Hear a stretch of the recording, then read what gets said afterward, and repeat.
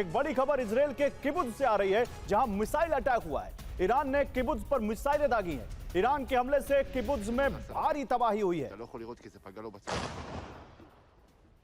और दक्षिण लेबनान में आईडीएफ का पिन पॉइंट अटैक दिखाते हैं आपको। हिजबुल्लाह के 9 लड़ाके मारे जाने की खबर है।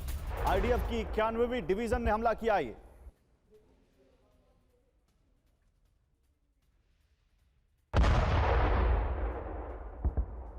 तो आईडीएफ की 91वीं डिवीजन का यह हमला, पिन पॉइंट अटैक।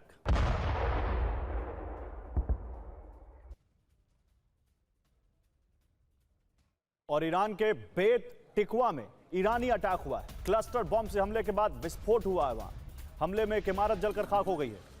और उत्तरी इजराइल में हिजबुल्लाह ने अटैक किया है। हिजबुल्लाह का रॉकेट एक घर से टकराया। हमले के बाद एक घर में भीषण आग लग गई।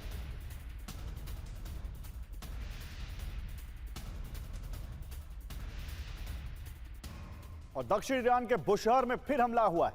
अमेरिका का बोरस जान इलाके पर अटैक। आईआरजीसी का मिसाइल डिपो तबाह कर दिया, यह अमेरिका ने दावा किया है। GBU-57 बंकर बस्टर बॉम्ब से हमले का दावा किया है।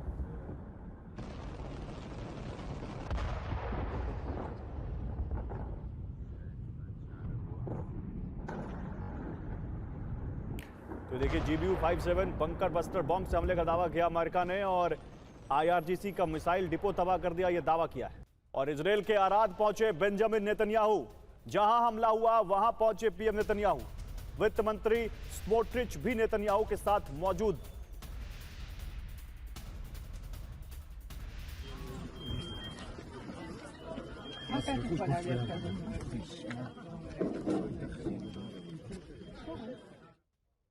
और बीती रात ईरान के उस बारूदी प्रतिशोध की अब बात करेंगे, जिसने इजराइल से लेकर अमेरिका तक टेंशन का मीटर अप कर दिया है। इजराइल ने अमेरिका के आदेश पर ईरान के ऊर्जा केंद्र पर हमला किया, जिसके बाद नेतन्याहू ट्रंप से शाबाशी ले रहे थे। लेकिन ईरान ने जो पलटवार किया, उसने सिर्फ नेतन्याहू बल्कि ट्रंप को भी हिलाकर रख दिया। ईरान के प्रक्षेपास्त्र के प्रकोप से इजराइल का हाइफा धुआं धुआं उठा। आखिर कैसे ईरान का ऑपरेशन नसरल्लाह बनने वाला है दुश्मन अमेरिका और इजराइल की कब्रगाह, हमारी इस रिपोर्ट में देखिए। इजराइल ने ईरान के एनर्जी सेक्टर पर हमला कर ईरान के गुस्से को भड़का दिया है, जिसके बाद ईरान ने इजराइल को उसी की भाषा में जवाब दिया। संदेश दिया कि ईरान को हल्के में लेने की गलती इजराइल कतई ना करे।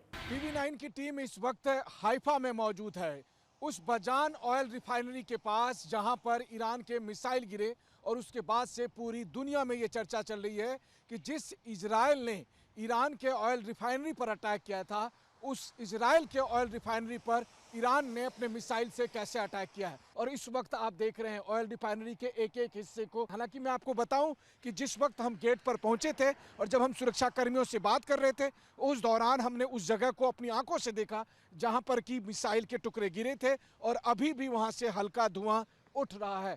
हाइफा रिफाइनरी इजराइल की घरेलू ईंधन की करीब 50% से 60% सप्लाई को पूरी करता है। इस पर हमले से इजराइल की ऊर्जा आपूर्ति, उद्योग, सैन्य लॉजिस्टिक्स पर असर पड़ सकता है। नेतन्याहू ने कहा, अमेरिकी राष्ट्रपति डोनाल्ड ट्रंप से मेरी बात हुई और उनके अनुरोध के बाद मैं ये कहना चाहता हूं कि इजराइल अब ईरान के विशाल प्राकृतिक गैस भंडार पर कोई और हमला नहीं करेगा। ईरान ने जो उसके ऊपर पास के गैस प्लांट के ऊपर हमला किया गया था, उसका बदला ऐसा लिया कि ट्रंप ने उससे पल्ला झाड़ लिया कि इजराइल ने जो हमला किया था उसका जानकारी उनको नहीं थी। और दूसरा ये कि जिस प्रकार से ईरान ने कतार में, यूएई में, सऊदी अरेबिया में हमले किए हैं गैस प्लांट के ऊपर, उससे एक बहुत लंबे समय तक एक मुश्किल बनी रहेगी। कि क्या ईरानी हमले ने ट्रंप नेतन्याहू को डरा दिया है? क्या ईरान के मिसाइल हमलों से अमेरिका इजराइल बैकफुट पर आ गए हैं? और अब सवाल यह उठता है कि जिस जंग को ट्रंप चंद दिनों में जीतने का दावा कर रहे थे, ईरान को घुटनों पर लाने की बात कर रहे थे, आखिर ईरान की युद्ध नीति ने कैसे उस जंग का रुख मोड़ दिया? आखिर ईरान कैसे बन गया ट्रंप की सबसे बड़ी परेशानी? तो आइए उसको समझाता हूं मैं आपको। ईरान जंग में मुस्तफा की सेना इतनी आक्रामक हो उठी कि उसने अरब में मौजूद अमेरिकी सैन्य बेसों पर हमला कर दिया, और नतीजा अमेरिका के सैन्य बेसेस को भारी नुकसान पहुंचा। ईरान ने अमेरिका के 16 एयरक्राफ्ट को नुकसान पहुंचा दिया। 4 थार डिफेंस सिस्टम ईरानी हमलों को नहीं झेल पाए और नष्ट हो गए। 23 पेट्रियट मिसाइल सिस्टम को भारी नुकसान पहुंचा, तो वहीं अरब में अमेरिका के 4 दूतावासों को भी ईरान ने भारी क्षति पहुंचाई है। और ईरान की यही आक्रामक जंग नीति अब ट्रंप को परेशान कर रही है। साथ ही संदेश दे रही है कि ईरान अपनी मिसाइल शक्ति के दम पर जंग में अमेरिका का सामना डट कर करेगा।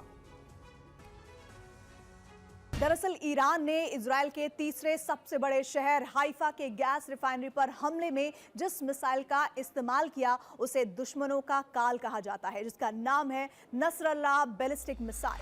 जो है हिजबुल्लाह के लीडर रहे थे और उनके नाम पे मिसाइल बनाई गई है। 2000 किलोमीटर रेंज है, कहते हैं बहुत तेज जाती है, आवाज़ की गति से भी तकरीबन हाइपरसोनिक माना जाता है और ईरान से इजराइल 7 मिनट में पहुंच सकती है। बहुत हैवी पेलोड ले जाती है और इस तेज स्पीड की होने की वजह से एयर डिफेंस सिस्टम इसको रोकने में नाकाम साबित होता है। नसरल्लाह मिसाइल मल्टी वॉरहेड ले जाने में सक्षम है। इस वजह से ये कई टारगेट पर एक साथ हिट कर सकती है। इस मिसाइल को खास तौर पर बंकर रिफाइनरी को भेदने के लिए बनाया गया है। सबसे खास बात यह है कि यह मिसाइल सटीक हमले कर सकती है। इस मिसाइल की रेंज करीब 2000 किलोमीटर तक हमले की है। ये 6000 किलोमीटर प्रति घंटे से ज्यादा स्पीड से अपने टारगेट को हिट करती है। इस वजह से ये आयरन डोम और पैट्रियट डिफेंस को भेदने में सक्षम है। ईरान ने इस बार नसरल्लाह मिसाइल का इस्तेमाल किया जो बहुत तेज चलती है, तकरीबन 7 मिनट में इजराइल पहुंच सकती है, ताकि उनके एयर डिफेंस सिस्टम को बहुत कम समय लगता है। 2000 किलोमीटर रेंज है, तो ये एक और देखा जाए तो इजराइल के लिए एक बहुत बड़ा चैलेंज है। रिपोर्ट के मुताबिक ईरान हर दिन 33 बैलिस्टिक मिसाइलें बना रहा है। एक महीने में 1000 मिसाइलें बनाई जा रही हैं, यानी एक साल में करीब 12000 मिसाइलों का जखीरा तैयार हो रहा है। और जंग में अमेरिका और इजराइल के खिलाफ ईरान सिर्फ अपने घातक मिसाइलों और ड्रोन्स के दम पर टिका है। उसके पास मिसाइल और ड्रोन का बड़ा जखीरा है, जिसके दम पर साल भर से ज्यादा वक्त वो जंग लड़ सकता है। और यही अमेरिका और इजराइल की सबसे बड़ी परेशानी। वो चाह कर भी उसके मिसाइल के जखीरे को नष्ट नहीं कर पाए, क्योंकि ये सारी मिसाइलें ईरान ने अपने अंडरग्राउंड मिसाइल सिटी में रखी हैं। आखिर ईरान की मिसाइल शक्ति कितनी घातक है, आपको इस रिपोर्ट में दिखाता हूं। ईरान के पास गदर 1 बैलिस्टिक मिसाइल है जो 2000 किलोमीटर दूर मौजूद अपने टारगेट को खत्म कर सकती है। ईरान की सेजिल बैलिस्टिक मिसाइल की रेंज भी 2000 किलोमीटर ही है।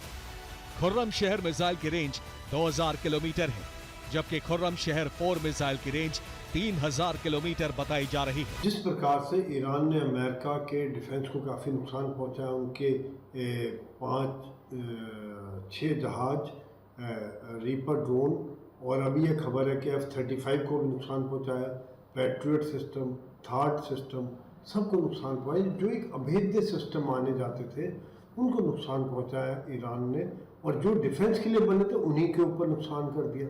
तो अमेरिका की साख को बहुत चोट पहुंचा।